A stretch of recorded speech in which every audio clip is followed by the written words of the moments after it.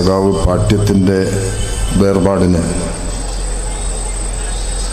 46 വർഷമാവുകയാണ്. 42ാമത്തെ വയസ്സിലാണ് അദ്ദേഹത്തിൻ്റെ അന്ത്യം നാം അനുഭവിച്ചത്. ഈ ചുരുങ്ങിയ കാലയളവിൽ കേരളത്തിലെ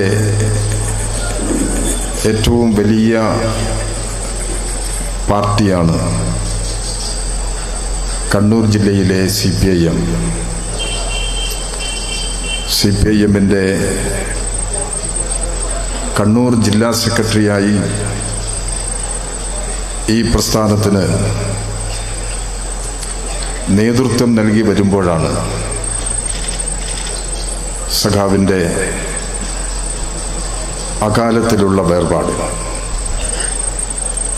പലപ്പോഴും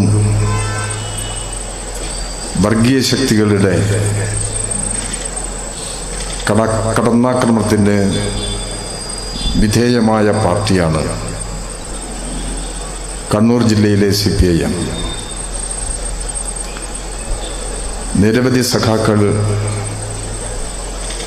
വർഗീയതയ്ക്കെതിരായ പോരാട്ടത്തിൽ, നീതിക്ക് വേണ്ടി നടത്തിയ പോരാട്ടത്തിൽ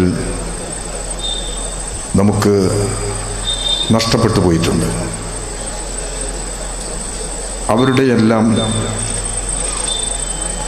ഓർമ്മകൾ നാം ഉയർത്തുന്നത് അതൊരു കേവലം ചടങ്ങായിട്ടല്ല, ജനങ്ങളുടെ ജീവിതത്തിന് സുരക്ഷിതത്വം ഉണ്ടാക്കാനുള്ള പോർമുഖങ്ങൾ തുറന്ന് നാം മുന്നേറുക തന്നെയാണ്. സഖാവ് പാട്യത്തിൻ്റെ ജ്വലിക്കുന്ന ഓർമ്മ ഉയർത്തിപ്പിടിക്കുന്ന ഈ സന്ദർഭത്തിലാണ് CPIMൻ്റെ ജനറൽ സെക്രട്ടറി സഖാവ് സീതാറാം യെച്ചൂരി അദ്ദേഹത്തിൻ്റെ 72ാമത്തെ വയസ്സിൽ വിട പറഞ്ഞു. സഖാവ് സീതാറാം യെച്ചൂരി നമുക്കിടയിൽ പ്രവർത്തിച്ച വികാരമാണ് കേരളത്തിലെ ഓരോ കമ്മ്യൂണിസ്റ്റുകാരനുമുള്ളത്. അത്രയധികം ജൈവബന്ധം പുലർത്താൻ, പാർട്ടി സഖാക്കളുമായി ജൈവബന്ധം പുലർത്തിയിട്ടുള്ള ലോക കമ്മ്യൂണിസ്റ്റ് പ്രസ്ഥാനത്തിൻ്റെ തന്നെ പ്രതീക്ഷയായ പ്രതിഭയായിരുന്നു സഖാവ് സീതാറാം യെച്ചൂരി. സീതാറാം യെച്ചൂരിക്കുണ്ടായ അംഗീകാരം, ഇന്ത്യയിലും ഇന്ത്യക്ക് വെളിയിലുമുണ്ടായ അംഗീകാരം ഇന്ത്യയിലെ കമ്മ്യൂണിസ്റ്റ് പ്രസ്ഥാനത്തിന് CPIMൻ്റെ രാഷ്ട്രീയ നിലപാടുകൾക്കുള്ള അംഗീകാരമായിട്ടേ നമുക്ക് കാണാൻ കഴിയുകയുള്ളൂ. ഈ കഴിഞ്ഞ സെപ്റ്റംബർ 23 സഖാവ് അഴീക്കോടൻ ദിനമാണ്. 53ാമത്തെ വയസ്സിലാണ് സഖാവ് 52ാമത്തെ വയസ്സ് സഖാവ് അഴീക്കോടൻ നമുക്ക് നഷ്ടമായത്. ഈ വേർപാടുകളെല്ലാം നമുക്ക് നികത്താൻ കഴിയുന്നതല്ല. കേരളത്തിലെ കമ്മ്യൂണിസ്റ്റ് പ്രസ്ഥാനത്തെ നയിച്ച സഖാവ് CHൻ്റെ ഓർമ്മ ദിനം ഈ ഒക്ടോബർ 20 ഇതെല്ലാം, ഈ സ്മരണകളെല്ലാം കമ്മ്യൂണിസ്റ്റ് പ്രസ്ഥാനത്തിൻ്റെ മുന്നോട്ടുള്ള പ്രയാണത്തിൽ ശക്തി പകരും എന്ന കാര്യത്തിൽ തർക്കമില്ല. ഈ പ്രസ്ഥാനം അജീയമായി മുന്നോട്ട് കുതിക്കുന്നു. ജനങ്ങളുടെ നാനാതരത്തിലുള്ള ജീവിത പ്രശ്നങ്ങളിൽ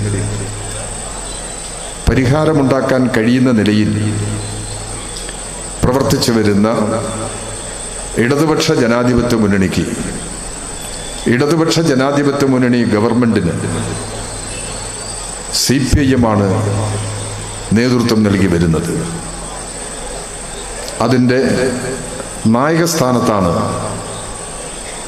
സഖാവ് പിണറായി വിജയൻ. നമ്മുടെ പാർട്ടിയെ ഒറ്റതിരിച്ച് ആക്രമിച്ച് തകർക്കാൻ അവരാദ്യം തെരഞ്ഞെടുക്കുന്ന വ്യക്തിയും ഈ പാർട്ടിയുടെയും ഗവൺമെന്റിന്റെയും തലവനായ സഖാ പിണറായി തന്നെയാണ്. അതിനെയെല്ലാം അതിജീവിച്ച് ഈ പാർട്ടി കൂടുതൽ കരുത്തോടെ മുന്നേറുക തന്നെ ചെയ്യും എന്ന കാര്യത്തിൽ സംശയമില്ല. ഞാനൊരു കാര്യം ഇവിടെ സഖാക്കളെ ഓർമ്മിപ്പിക്കുന്നത് നമ്മുടെ രാജ്യത്തിൻ്റെ സ്ഥിതിയാണ്. നമ്മുടെ ജീവിത സാഹചര്യങ്ങൾ കേന്ദ്ര സർക്കാരിൻ്റെ നയങ്ങളുടെ ഭാഗമായി വലിയ തോതിലുള്ള പ്രയാസങ്ങളെ നേരിടുകയാണ്. നിത്യോപയോഗ സാധനങ്ങളുടെ വിലക്കയറ്റം, തൊഴിലില്ലായ്മ, കാർഷിക മേഖല നേരിടേണ്ടി വരുന്ന വിവരണാതീതമായ തകർച്ച, വ്യവസായ മേഖലയുടെ പ്രതിസന്ധി, ഇതെല്ലാം ശക്തമായി തുടരുകയാണ്. BJPയുടെ നേതൃത്വത്തിലുള്ള ഗവൺമെന്റ് മൂന്നാം തവണയും അധികാരത്തിൽ തുടരുന്നു. ഈ സന്ദർഭത്തിൽ കോൺഗ്രസിന്റെ നേതൃത്വത്തിലുള്ള ഗവൺമെന്റ് തുടക്കം കുറിച്ച സാമ്പത്തിക നയം തീക്ഷ്ണമായി അവർ മുന്നോട്ട് കൊണ്ടുപോവുകയാണ്. ഈ നയത്തിന്റെ ഭാഗമായി കോർപ്പറേറ്റുകൾ അവരുടെ സമ്പത്ത് വലിയ തോതിൽ വർദ്ധിപ്പിച്ചുകൊണ്ടിരിക്കുന്നു. കോർപ്പറേറ്റുകളുടെ പട്ടിക എടുത്താൽ വളരെ നീണ്ടതാണ്. Reliance, Tata group, Birla, Adani group,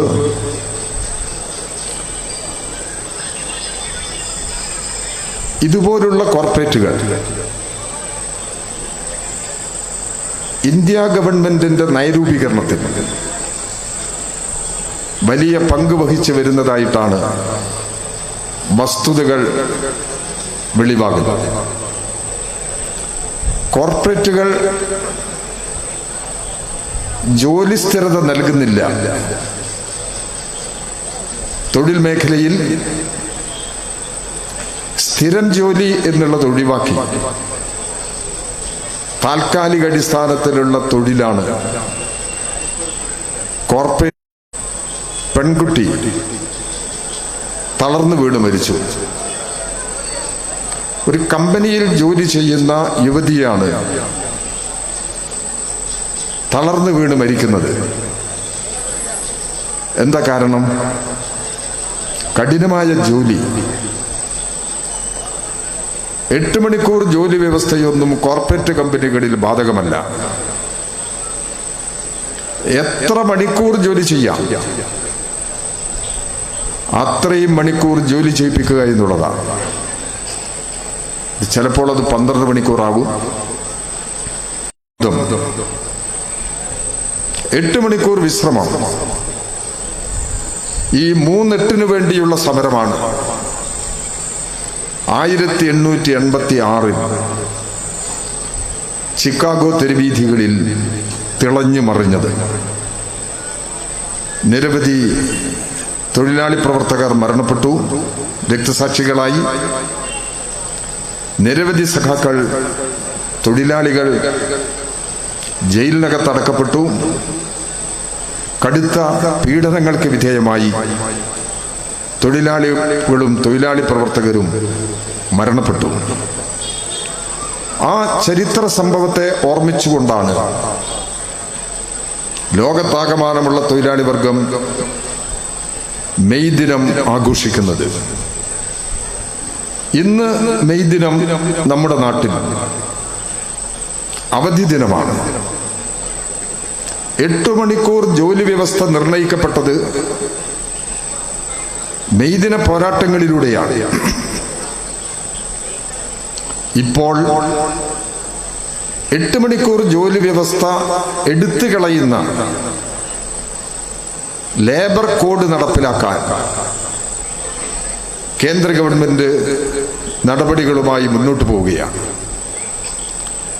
corporate കമ്പനികളിൽ ജോലി സമയമില്ല, മിനിമം കൂലിയില്ല, മറ്റ് സുരക്ഷിത നടപടികളൊന്നും ഈ കമ്പനികളിലില്ല. ഇത്തരം നിലപാടിന്റെ ഭാഗമായിട്ടാണ് തൊഴിൽ കേന്ദ്രങ്ങളിൽ തളർന്നു വീണ് മരിക്കുന്ന സംഭവങ്ങൾ ഉണ്ടാകുന്നത്. അന്ന സെബാസ്റ്റ്യൻ എന്ന പേരുള്ള യുവതി മരണപ്പെട്ടതിന് ശേഷം 2 പെൺകുട്ടികൾ കൂടി ഈ അമിതമായ തൊഴിൽ ഭാരത്തിന്റെ ഭാഗമായി തളർന്നു വീണ് മരിച്ചിട്ടുണ്ട്. ഇത്തരം സംഭവങ്ങൾ ഉണ്ടായപ്പോൾ കേന്ദ്ര ധനകാര്യമന്ത്രി ഒരു വിശദീകരണം നടത്തി. നിർമ്മല സീതാറാം ഈ പ്രശ്നത്തെ എങ്ങനെ സമീപിച്ചു, BJP ഗവൺമെന്റ് ഈ പ്രശ്നത്തെ എങ്ങനെ സമീപിക്കുന്നു, നമ്മുടെ മക്കളും മക്കളും പഠിച്ച് ബിരുദം നേടി ഉന്നത വിദ്യാഭ്യാസം നേടി IT കമ്പനികളിലും മറ്റ് നിരവധി സ്ഥാപനങ്ങളിലും രാജ്യത്തിനകത്തും വീട്ടിലും രാജ്യത്തിന് വെളിയിലും ഇരുന്ന് ജോലി ചെയ്യുന്നുണ്ട്. അവരെയെല്ലാം ബാധിക്കുന്ന ഒരു പ്രശ്നമാണിത്. നിർമ്മല സീതാറാം ഈ പ്രശ്നത്തിൽ നിന്ന് രക്ഷ നേടാൻ ഉപദേശിച്ചത് ധ്യാനമാണ്, വിശ്വാസവും ധ്യാനവും. പഠിക്കുന്ന സമയത്ത് തന്നെ ഈ മാനസികമായ പിരിമുറുക്കം ഒഴിവാക്കുന്നതിന് വേണ്ടിയുള്ള പ്രത്യേക പരിശീലനം, ഇതുവഴി വിവിധ കമ്പനികൾ തൊഴിൽ മേഖലയിൽ ഏർപ്പെടുത്തുന്ന ഈ നിലപാടിന് പരിഹാരമാകുമോ? ഈ പെൺകുട്ടികൾ കുഴഞ്ഞു വീണ് മരിച്ചതിന് അതിന്റെ രക്ഷിതാക്കളോട് നീതി പുലർത്താൻ കഴിയുന്നതാണോ ഈ നിലപാട്?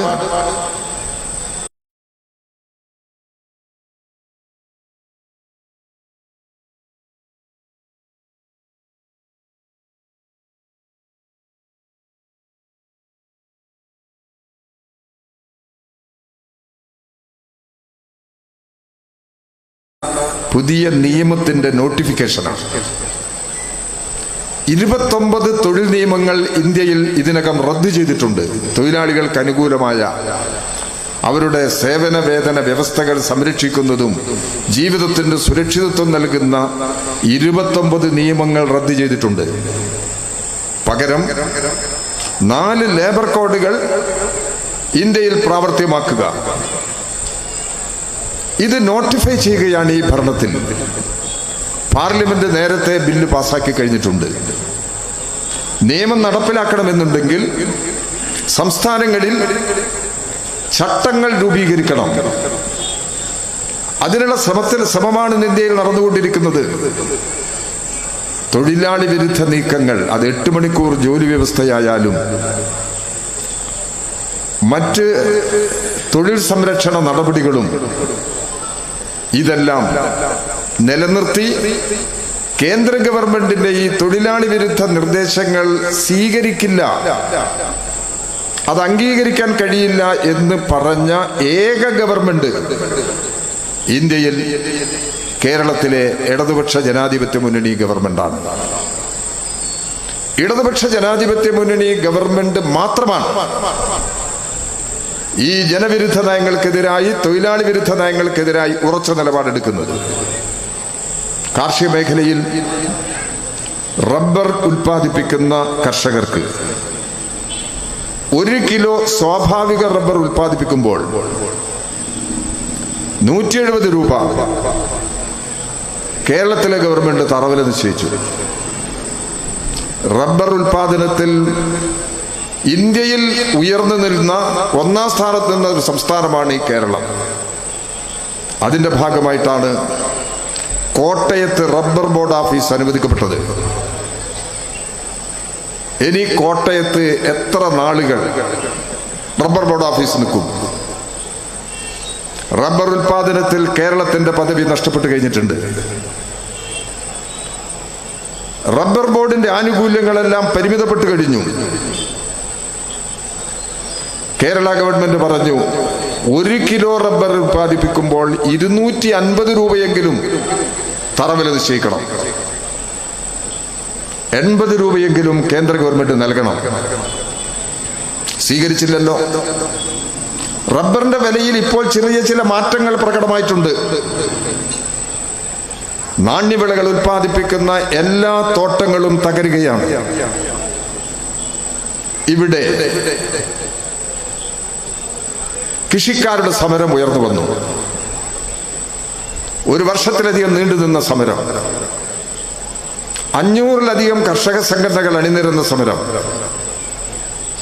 അത് സാധാരണ കൃഷിക്കാരുടെ സമരം മാത്രമല്ല, ധനിക കൃഷിക്കാരുൾപ്പെടെ അണിനിരന്ന സമരമാണത്. ധനിക കൃഷിക്കാർ സജീവമായിട്ട് അണിനിരന്നു. അവരുടെ ട്രക്കുകളും ട്രാക്ടറുകളും സമരത്തിന്റെ ഭാഗമായി തെരുവിലിറക്കി. രാജ്യമാകെ വലയം ചെയ്യപ്പെടുന്ന സ്ഥിതിയിലേക്ക് വന്നപ്പോൾ കേന്ദ്ര ഗവൺമെന്റ് ഒത്തുതീർപ്പ് ചർച്ചയ്ക്ക് തയ്യാറായി. 3 കരിനിയമങ്ങൾ, കോർപ്പറേറ്റുകൾ താൽപര്യങ്ങൾ കാർഷിക മേഖലയിൽ സംരക്ഷിക്കുന്ന 3 കരിനിയമങ്ങൾ. കാർഷികോൽപ്പന്നങ്ങൾക്ക് ന്യായമായ വിലയില്ല, വിപണി കൃഷിക്കാരുടെ നിയന്ത്രണത്തിൽ നിന്ന് മാറ്റുക. ഈ നിലപാടുകളുടെ ഭാഗമായി രൂപപ്പെട്ട 3 കരിനിയമങ്ങൾ ഈ സമരത്തിന്റെ മുമ്പിൽ പിൻവലിക്കേണ്ടി വന്നു. ആ സമരത്തിൽ 750-ൽ പരം കർഷക പ്രവർത്തകർ കടുത്ത ചൂടിന്റെയും കൊടുംതണുപ്പിന്റെയും പേമാരിയുടെയും ഭാഗമായി മരണപ്പെട്ടു. തെരുവോരങ്ങളിൽ മരിച്ചു വീണു. അത് ഈ സമരത്തിന്റെ ഭാഗമായി വന്നു. അതിനുശേഷമാണ് ഈ ഒത്തുതീർപ്പ് വ്യവസ്ഥയിലേക്ക് വന്നത്. ഒത്തുതീർപ്പ് വ്യവസ്ഥയിലേക്ക് വന്നപ്പോൾ കേന്ദ്ര ഗവൺമെന്റ് മറ്റൊരു ഉറപ്പ് കൂടി നൽകി. ഡോക്ടർ സ്വാമിനാഥൻ കമ്മീഷൻ റിപ്പോർട്ടിന്റെ അടിസ്ഥാനത്തിലുള്ള താങ്ങുവില ഇന്ത്യയിലെ കർഷക ഉൽപ്പന്നങ്ങൾക്കെല്ലാം നിർണയിക്കുമെന്ന് പറഞ്ഞു. കേന്ദ്ര ഗവൺമെന്റ് ഇന്നേ വരെ നടപടി സ്വീകരിച്ചിട്ടില്ല. സ്വാമിനാഥൻ കമ്മീഷൻ റിപ്പോർട്ടിന്റെ അടിസ്ഥാനത്തിലുള്ള താങ്ങുവില നിശ്ചയിക്കുന്നതിന് ഒരു നടപടിയും കേന്ദ്ര ഗവൺമെന്റ് സ്വീകരിക്കുന്നില്ല. ഇപ്പൊ സഖാ വത്സൻ ഉൾപ്പെടെയുള്ള സഖാക്കൾ ഡൽഹിയിൽ കഴിഞ്ഞ ദിവസം പാർലമെന്റിന് മുമ്പിലേക്ക് മാർച്ച് നടന്നു. കേരളത്തിലെ കൃഷിക്കാരുടെ പ്രശ്നങ്ങൾക്ക് സംരക്ഷണം ഉണ്ടാകാൻ പ്രക്ഷോഭം തുടരുകയാണ്. കേന്ദ്ര ബജറ്റ് അവതരിപ്പിക്കുന്നതിന് മുമ്പ് ഇന്ത്യയിലെ തൊഴിലാളി സംഘടനകൾ 16 ആവശ്യങ്ങൾ അടങ്ങുന്ന ഒരു അവകാശ പത്രിക കേന്ദ്ര ഗവൺമെന്റിന് മുമ്പാകെ സമർപ്പിച്ചു. 16 ആവശ്യങ്ങൾ. 16ാമത്തെ ആവശ്യം ഡോക്ടർ സ്വാമിനാഥൻ കമ്മീഷൻ റിപ്പോർട്ടിന്റെ അടിസ്ഥാനത്തിലുള്ള താങ്ങുവില കാർഷികോൽപ്പന്നങ്ങൾക്ക് നിശ്ചയിക്കണം എന്നുള്ളതാണ്. വിലക്കയറ്റം ഉൾപ്പെടെയുള്ള നിരവധി പ്രശ്നങ്ങൾ തൊഴിലാളി സംഘടനകൾ ഉന്നയിച്ചിട്ടുണ്ട്. ഇന്ന് രാജ്യത്താകമാനം രൂപപ്പെട്ടു വരുന്ന ഒരു പ്രത്യേക സ്ഥിതി, കൃഷിക്കാരുടെ യോജിച്ച പ്രസ്ഥാനങ്ങൾ മുന്നോട്ട് പോകുന്നു. തൊഴിലാളി സംഘടനകൾ ഐക്യപ്പെട്ടു വരുന്നു. തൊഴിലാളി സംഘടനകളും കൃഷിക്കാരും ചേർന്ന് ഈ രാജ്യത്തിന്റെ ഭാവി നിർണയിക്കുന്നതിന് വേണ്ടിയുള്ള പോരാട്ടങ്ങൾ ശക്തിപ്പെട്ടു വരുന്ന ഒരു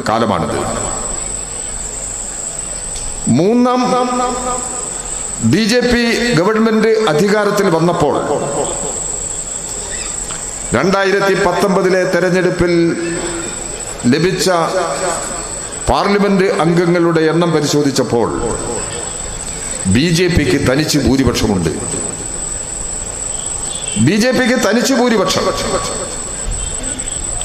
ഇപ്പോൾ BJPക്ക് തനിച്ച് ഭൂരിപക്ഷമില്ല. BJPയുടെ അംഗസംഖ്യ പാർലമെന്റിൽ എങ്ങനെ കുറഞ്ഞു? BJP തെരഞ്ഞെടുപ്പിൽ അവസാനമെടുത്ത നിലപാട് കോർപ്പറേറ്റുകളും വർഗീയ ശക്തികളും ചേർന്നുകൊണ്ടുള്ള നിലപാടുകളാണ് സ്വീകരിച്ചത്. അതിന്റെ ഒരു അനുഭവമാണ് ഞാൻ നേരത്തെ ചൂണ്ടിക്കാണിച്ചത്. അതിനുള്ള നന്ദിയാണ് കോർപ്പറേറ്റുകളുടെ യോജിപ്പിലൂടെ, കൂട്ടുകെട്ടിലൂടെ അവർ മുന്നോട്ട് വെക്കുന്ന സാമ്പത്തിക നയം അത് സാധാരണ ജനങ്ങളുടെ ജീവിതത്തിനെതിരാണ്, കൃഷിക്കാർക്കെതിരാണ്, തൊഴിലാളികൾക്കെതിരാണ്. അതാണ് ഇന്ത്യയിൽ നടപ്പിലാക്കുന്നത്. ഇത്തരമൊരു സാഹചര്യത്തിൽ ഒരു ബദൽ എന്നുള്ള അടിസ്ഥാനത്തിൽ ഉയർത്തിപ്പിടിക്കുന്നത് ഇടതുപക്ഷ ഗവൺമെന്റിന്റെ നിലപാടുകളാണ്. 1980 നായനാർ ഗവൺമെന്റാണ് ഇന്ത്യയിൽ ആദ്യമായി കേരളത്തിൽ കർഷക തൊഴിലാളികൾക്ക് പെൻഷൻ ഏർപ്പെടുത്തിയത്. 2016 സഖാ പിണറായി വിജയന്റെ നേതൃത്വത്തിലുള്ള 1ാം ഗവൺമെന്റ് അധികാരത്തിൽ വരുമ്പോൾ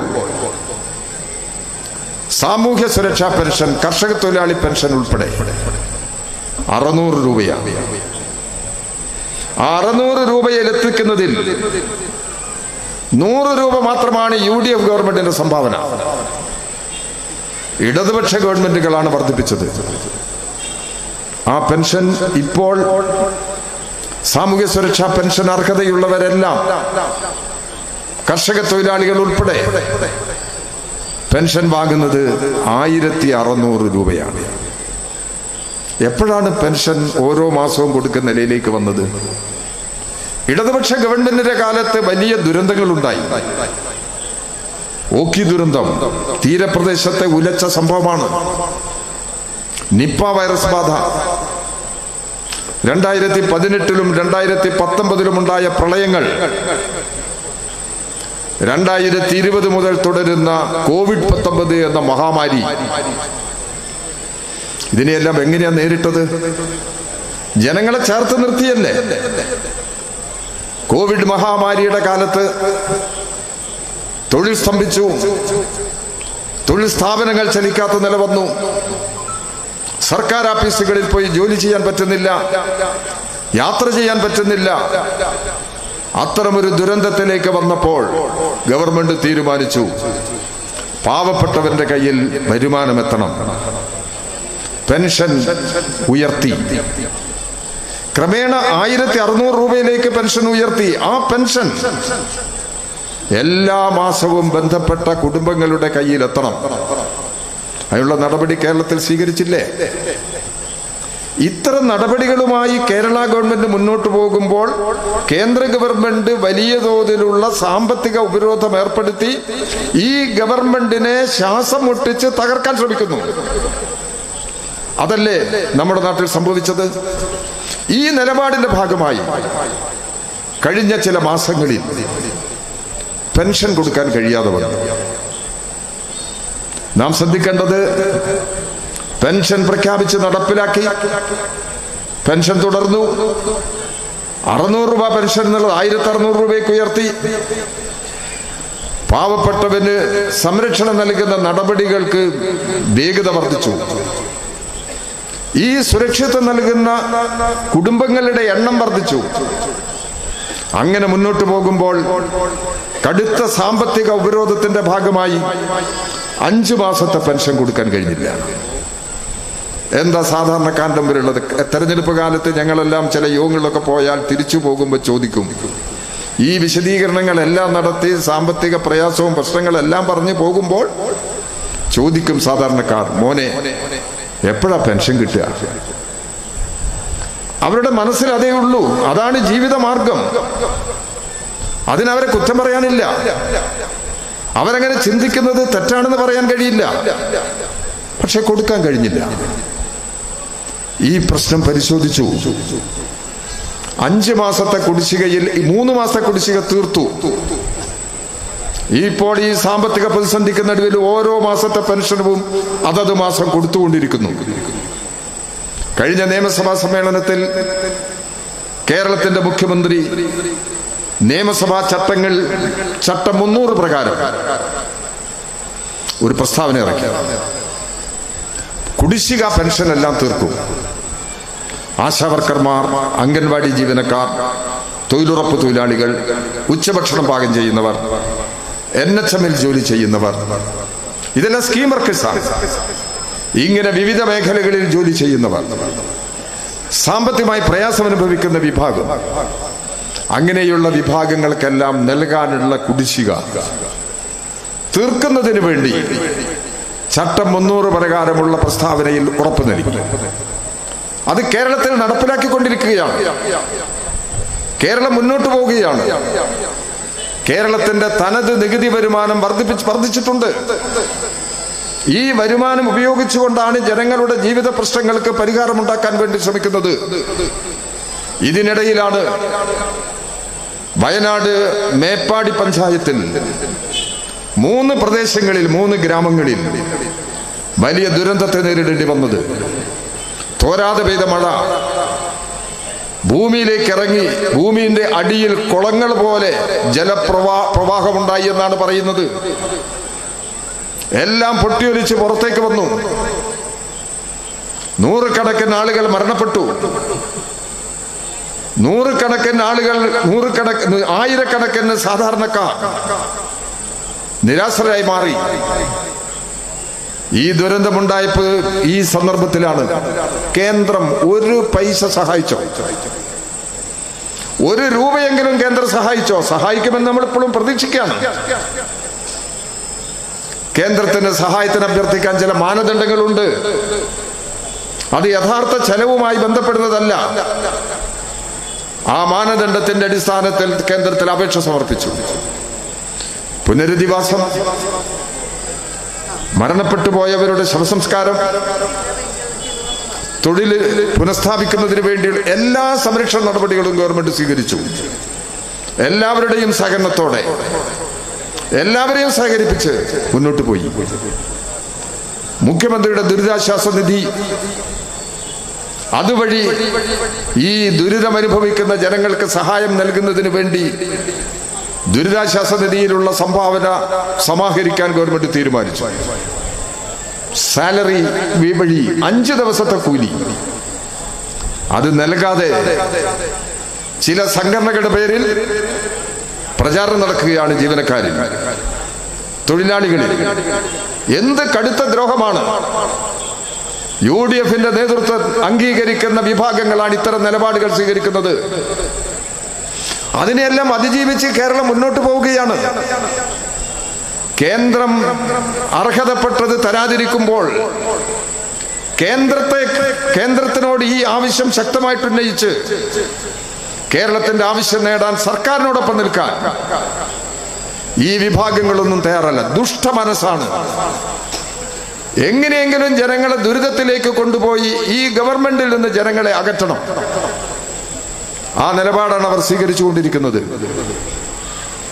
മാധ്യമങ്ങളെല്ലാം കള്ളക്കണക്ക് അവതരിപ്പിച്ച് കാശ് വാങ്ങാൻ പോകുന്നു എന്ന് പറഞ്ഞ് പ്രചാരവേല നടത്തിയില്ലേ? ചിലർ ചോദിച്ചു, ഒരു ബോഡി സംസ്കരിക്കുന്നതിന് 75,000 രൂപ ചെലവ്. അത് സാധാരണ നിലയിൽ സംശയം തോന്നുന്നൊരു കാര്യമാണ്. എങ്ങനെ 75,000 രൂപയുടെ കണക്ക് വരുന്നത്? ഈ ബോഡി മറവ് ചെയ്യുന്നതിന് വേണ്ടിയുള്ള എല്ലാ നടപടിക്രമങ്ങളും സ്വീകരിക്കണം.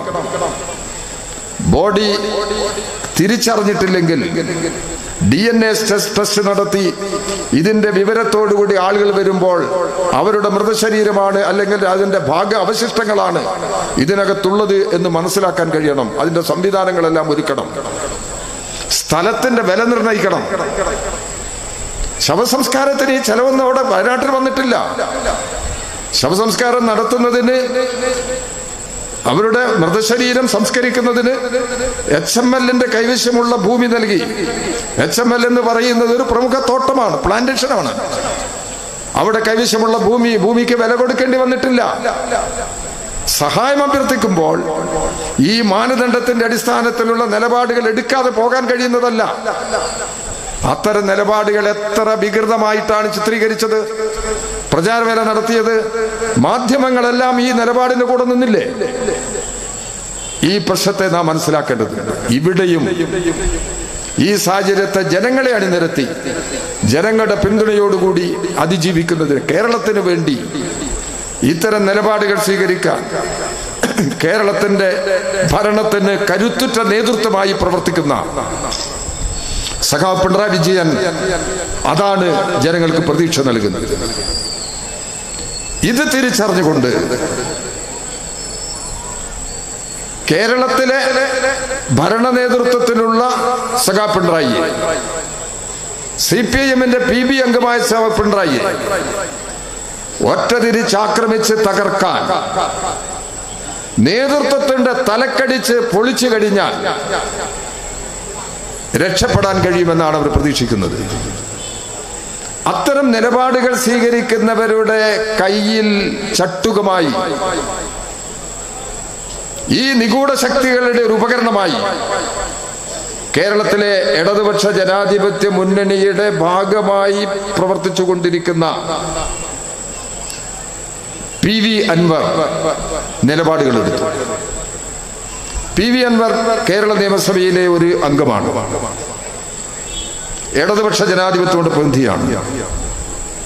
നിലമ്പൂർ സീറ്റ് CPM-ന് അനുവദിക്കപ്പെട്ട സീറ്റാണ്. CPIM ആ സീറ്റിൽ ഒരു സ്വതന്ത്ര സ്ഥാനാർത്ഥിയെ നിർത്തിയപ്പോൾ അൻവറിനെയാണ് നിർത്തിയത്. അതുകൊണ്ട് തന്നെ CPIM പാർലമെന്ററി പാർട്ടിയുടെ ഭാഗമായി അൻവർ പ്രവർത്തിക്കുന്നുണ്ട്. പാർലമെന്ററി പാർട്ടിയുടെ സെക്രട്ടറിയായി പാർട്ടി തീരുമാനിച്ച് ഇപ്പോൾ പ്രവർത്തിക്കുന്നത് ഞാനാണ്. എന്റെ മുമ്പിൽ പാർലമെന്ററി പാർട്ടി സെക്രട്ടറി എന്നുള്ള നിലയിൽ ഏതെങ്കിലും തരത്തിലുള്ള ഒരു പരാതിയോ ഭിന്നതയോ അൻവർ ഇതുവരെയും ഉന്നയിച്ചിരുന്നില്ല. സാധാരണ നിലയിൽ ഇടതുപക്ഷ ജനാധിപത്യ മുന്നണിയുടെ ഒരു MLA എന്നുള്ള നിലയിൽ അദ്ദേഹത്തിന് എന്തെങ്കിലും അഭിപ്രായങ്ങൾ ഉണ്ടെങ്കിൽ പാർലമെന്ററി പാർട്ടിയിൽ ഉന്നയിക്കാം. ഇടതുപക്ഷ ജനാധിപത്യ മുന്നണിയിലെ നിയമസഭാംഗങ്ങളുടെ യോഗം ചേരാറുണ്ട്, അവിടെ വേണമെങ്കിൽ ഉന്നയിക്കാം. അദ്ദേഹം പാർട്ടി അംഗമല്ല, പാർട്ടി സംവിധാനത്തിൽ പ്രവർത്തിച്ച ഒരാളല്ല, പ്രവർത്തിക്കുന്ന ആളുമല്ല. ഇപ്പോ 3 വർഷമായാലും 3.5 വർഷത്തോളമായി MLA ആയിട്ട് തുടരുന്നു. ഇതിനിടയിൽ CPM സംഘടനാ ചുമതലയുടെ ഭാഗമായി മാറാൻ അൻവർ സന്നദ്ധനായിട്ടില്ല. എന്നാൽ സ്വതന്ത്ര സ്ഥാനാർത്ഥികളെ സ്വീകരിക്കുകയും സ്വതന്ത്ര സ്ഥാനാർത്ഥികളെ പ്രോത്സാഹിപ്പിക്കുകയും ചെയ്യുന്ന നിലപാട് CPM സ്വീകരിച്ചിട്ടുണ്ട്, സ്വീകരിക്കാറുണ്ട്. അത് സാധാരണ സ്വീകരിച്ചു വരുന്നൊരു സമീപനമാണ്. അൻവർ സ്വീകരിച്ചത്, അൻവർ ചില പോലീസ് ഉദ്യോഗസ്ഥന്മാരുടെ പേരിൽ ആരോപണം ഉന്നയിച്ചു.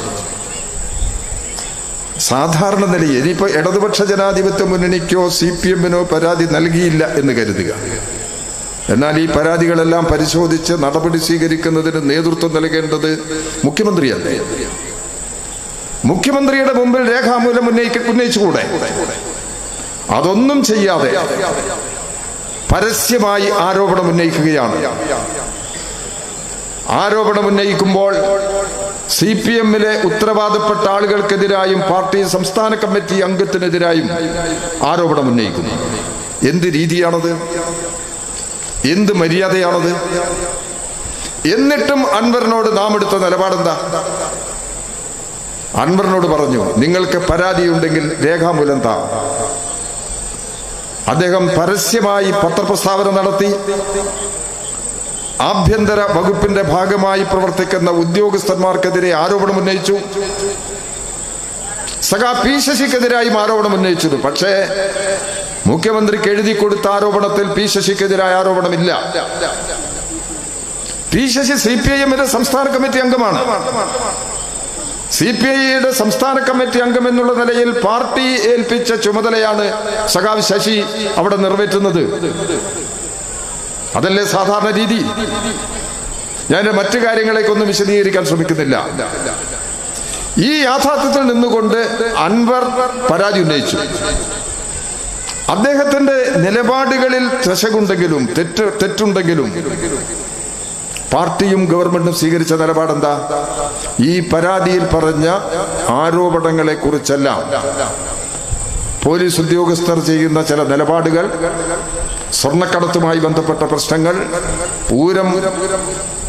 പൂരം അലങ്കോലപ്പെട്ടതുമായിട്ടുള്ള പ്രശ്നങ്ങൾ, ഇതുപോലുള്ള വിഷയങ്ങളെല്ലാം ഇതിനകത്ത് ഉന്നയിച്ചിട്ടുണ്ട്. അന്വേഷണം നടത്താം. ഒരു സംശയമില്ലാത്ത നിലയിൽ മുഖ്യമന്ത്രി പറഞ്ഞു, ഈ പരാതിയുടെ അന്വേഷണ കാര്യത്തിൽ അന്വേഷണം നടത്താം, അന്വേഷണം നടത്തി നടപടികൾ സ്വീകരിക്കാം. ഒരു പരാതി കിട്ടിക്കഴിഞ്ഞാൽ ആ പരാതിയെക്കുറിച്ച് അന്വേഷിക്കാതെ എങ്ങനെയാ നടപടി സ്വീകരിക്കാൻ കഴിയുക? ഞാൻ ഒരു കുറ്റം ചെയ്തു എന്നുള്ളത് ആരെങ്കിലും എനിക്കെതിരെ ഒരു ആരോപണം ഉന്നയിച്ചു, അത് ശരിയോ തെറ്റോ എന്ന് പരിശോധിക്കണ്ടേ? ചിലപ്പോൾ ഞാൻ കുറ്റം ചെയ്തിട്ടുണ്ടാവും, ചിലപ്പോൾ കുറ്റം ചെയ്തിട്ടുണ്ടാവില്ല. അത് പരിശോധനയിലൂടെ അല്ലേ വ്യക്തമാക്കാൻ സാധിക്കുള്ളൂ. ആ നിലപാടാണ് കേരളത്തിലെ ഗവൺമെന്റ് ഈ ആരോപണത്തിന്റെ കാര്യത്തിൽ എടുത്തത്. ഇതെടുത്തുകൊണ്ട് പറഞ്ഞു, നിങ്ങൾ ഈ പരസ്യമായ വിവാദത്തിൽ നിന്ന് ഒഴിവാകണം. ഞാൻ അദ്ദേഹത്തോട് നേരിട്ട് സംസാരിച്ചിട്ടുണ്ട്. പാർട്ടിയുടെ പാർലമെന്ററി സെക്രട്ടറി എന്നുള്ള നിലയിൽ, CPMന്റെ ഉത്തരവാദപ്പെട്ട ഒരാൾ എന്നുള്ള നിലയിൽ അദ്ദേഹത്തോട് ഈ വിവാദങ്ങൾ ഉയർന്നു വന്നതിന് ശേഷം നേരിട്ട് സംസാരിച്ചിട്ടുണ്ട്. നിങ്ങൾ ഇപ്പോൾ സ്വീകരിക്കുന്ന നിലപാട് ശരിയല്ല. നിങ്ങൾ ഇതിലാണ് ഈ ഉന്നയിക്കുന്ന പ്രശ്നങ്ങളിൽ ആത്മാർത്ഥതയോടെയാണെങ്കിൽ ഗവൺമെന്റിന്റെ പരിശോധനയ്ക്ക് വേണ്ടി നിൽക്കണം, ഗവൺമെന്റ് അന്വേഷണ റിപ്പോർട്ട് വരെ കാത്തിരിക്കണം, എന്നിട്ട് തുടർ നിലപാട് എന്താണെന്നുള്ളത് നമുക്ക് സ്വീകരിക്കാം. പാർട്ടിയും പരിശോധിക്കുമല്ലോ. ഇതൊന്നും ചെയ്യാതെ അദ്ദേഹം ഒരു ഘട്ടത്തിൽ പറഞ്ഞു, ഞാനിനി ഒരു പ്രസ്താവനയും നടത്തുന്നില്ല, ഒരു തുറന്ന വിവാദത്തിനും ഞാനില്ല. ഇന്നലെ എല്ലാ സീമകളും ലംഘിച്ചുകൊണ്ട് മുഖ്യമന്ത്രിക്കും മുഖ്യമന്ത്രിയുടെ കുടുംബത്തിനും CPMനും എതിരായി കടന്നാക്രമണമാണ് നടത്തിയത്. 2 മണിക്കൂർ നീണ്ടുനിന്ന പത്രസമ്മേളനം, പറഞ്ഞത് തന്നെ ആവർത്തിച്ചു കൊണ്ടിരുന്ന പത്രസമ്മേളനം, സമതലത്തിൽ നടത്തിയ പത്രസമ്മേളനം, അത് ഇതിന്റെ ഇടയ്ക്ക് വന്നൊരു രസം, ഒരു അഭിപ്രായമാണ് പറഞ്ഞത്. ഇതെല്ലാം കണ്ണൂർ ജില്ലയിലെ പാർട്ടി സഖാക്കളുടെ അഭിപ്രായമാണ്. അത് പിണറായി വിജയൻ കണ്ണൂർ ജില്ലക്കാരനായതുകൊണ്ടായിരിക്കാം. കണ്ണൂർ ജില്ലയിലെ പാർട്ടിക്കകത്തുള്ള അഭിപ്രായമാണ് ഞാൻ ഇതിവിടെ ഉന്നയിക്കുന്നത്. ആരാ അദ്ദേഹത്തെ ഉന്നയിക്കാൻ ചുമതലപ്പെടുത്തിയത്? അൻവറിന്റെ ചൊൽപ്പടിക്ക് നിൽക്കുന്ന ഒരു പാർട്ടിയാണോ കണ്ണൂരിലെ പാർട്ടി?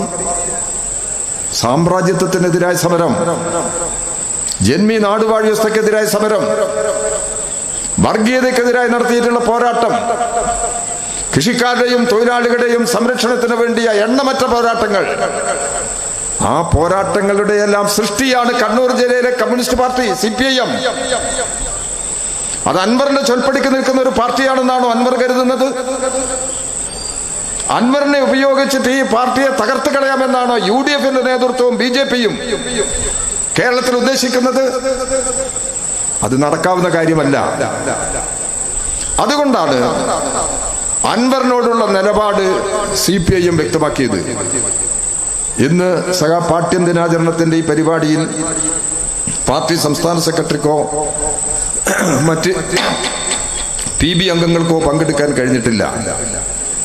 ഇന്ന് പാർട്ടിയുടെ ഇന്നും നാളെയുമായി പാർട്ടിയുടെ PB യോഗം ഡൽഹിയിൽ ചേരുകയാണ്. 29, 30 തീയതികളിലായി പാർട്ടിയുടെ കേന്ദ്ര കമ്മിറ്റി യോഗം ചേരുകയാണ്. ആ സാഹചര്യത്തിലാണ് അവിടെ വരാതിരുന്നത്.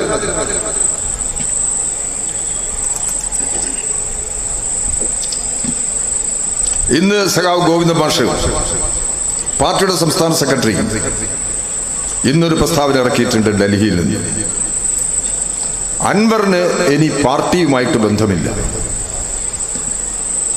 അൻവർ ഈ കാര്യം പറയുന്നതിന് മുമ്പ് തന്നെ ഇന്നലത്തെ പ്രസ്താവനയിൽ അൻവർ പാർലമെന്ററി പാർട്ടിയിൽ ഞാൻ ഇനി പങ്കെടുക്കുന്നില്ല എന്ന് പറഞ്ഞിട്ടുണ്ട്. നല്ല കാര്യം. എന്താണ് ഉദ്ദേശം? അൻവറിന്റെ ഈ നിലപാടിനെതിരായി കേരളത്തിലുടനീളം പാർട്ടി സഖാക്കളിൽ ശക്തമായ പ്രതികരണം ഉയർന്നു വന്നിട്ടുണ്ട്. ഇവിടെ നേരത്തെ സഖാവ് സുരേന്ദ്രൻ പറഞ്ഞല്ലോ, പാർട്ടിക്കെതിരായി ഏതെങ്കിലും തരത്തിലുള്ളൊരു ചെറിയ നീക്കമുണ്ടാകുമ്പോൾ പാർട്ടി ബന്ധുക്കൾ, പാർട്ടി സഖാക്കൾ പാർട്ടിയുടെ സംരക്ഷണത്തിന് വേണ്ടി അണിനിരുന്ന ചരിത്രമാണുള്ളത്. ആ ചരിത്രം ആവർത്തിക്കുക തന്നെയാണ് ചെയ്യുന്നത്. ഈ നിലപാട് പറഞ്ഞു കഴിഞ്ഞു. ഇനി എന്ത് നിലപാട് എന്നുള്ളത് ഭാവി പാർട്ടി സംഘടനാ സംവിധാനത്തിൽ തീരുമാനമെടുത്ത് നടപ്പിലാക്കാൻ പോവുകയാണ്. ഈ യാഥാർത്ഥ്യം നമ്മൾ മനസ്സിലാക്കണം. ഇന്ന് കോൺഗ്രസിന്റെ നേതൃത്വം ഇപ്പൊ പറഞ്ഞിരിക്കുന്നത് ഇതെല്ലാം ജനങ്ങളുമായി ബന്ധപ്പെട്ട പ്രശ്നമാണ്, ഇതിലെല്ലാം വസ്തുതയുണ്ട്, അതുകൊണ്ട് അന്വേഷണം വേണം. ജുഡീഷ്യൽ അന്വേഷണത്തിന് അവർ ആവശ്യപ്പെട്ടിട്ടുണ്ട്. അൻവർ അവരുടെ നേതൃത്വത്തിനെതിരായിട്ട് നേരത്തെ ആരോപണങ്ങൾ ഉന്നയിച്ചിട്ടുണ്ട്. അത് വിസ്മരിക്കണ്ട. അൻവർ CPM-ന്റെ ആരുമല്ല. അൻവർ വിചാരിച്ചു കഴിഞ്ഞാൽ CPM-ന്റെ സംഘടനാപരമായ കെട്ടുറപ്പിനെയും ജനസ്വാധീനത്തെയും കള്ളപ്രചാരണ വേല നടത്തി ദുരാരോപണങ്ങൾ ഉന്നയിച്ച് തകർക്കാൻ കഴിയുന്ന ഒരു പ്രസ്ഥാനമല്ല ഇത്. CPIM അതിന്റെ സമ്മേളനങ്ങൾ നടന്നു വരുന്ന സന്ദർഭമാണിത്. 24-ാം പാർട്ടി കോൺഗ്രസിനെ ലക്ഷ്യമാക്കി 24-ാം പാർട്ടി കോൺഗ്രസിന്റെ ഭാഗമായ പാർട്ടി ബ്രാഞ്ച് സമ്മേളനങ്ങൾ നടന്നു വരികയാണ്.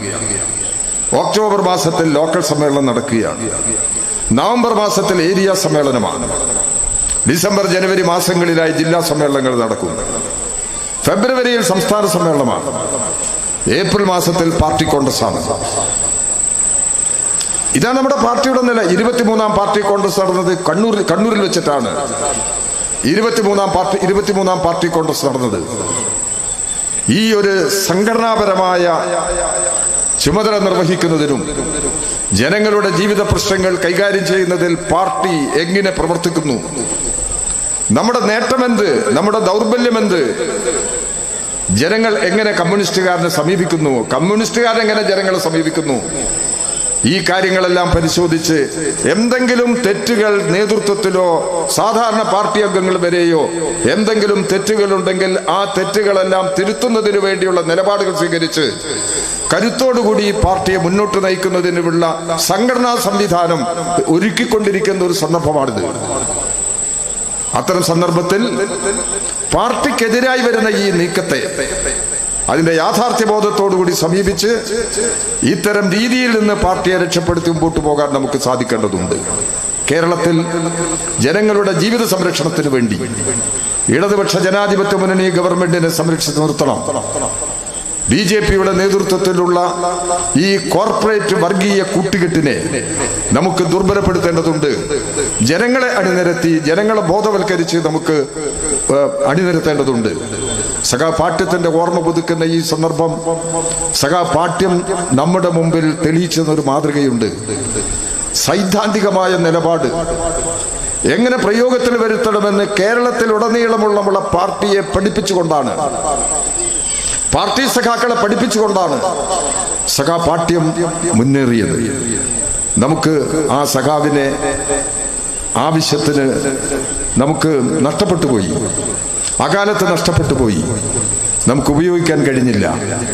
അഴീക്കോടിന്റെ ജീവിതവും ഇതേ അനുഭവം തന്നെയാണ്.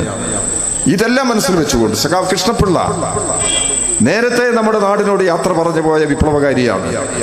ഇതെല്ലാം നമ്മുടെ പ്രസ്ഥാനത്തിന്റെ വളർച്ചയിൽ വലിയ തോതിൽ സ്ഥാനം പിടിച്ചിട്ടുള്ളതാണ്.